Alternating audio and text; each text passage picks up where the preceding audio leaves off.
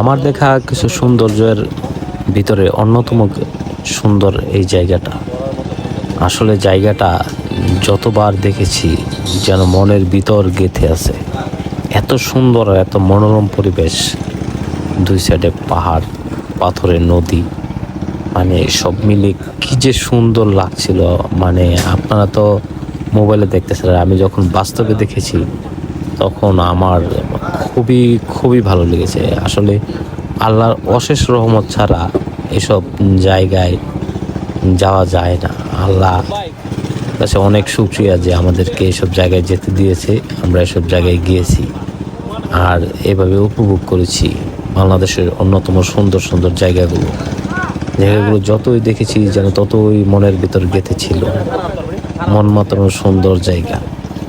আসলে এত সুন্দর নদী আমি আগে কখনোই দেখিনি।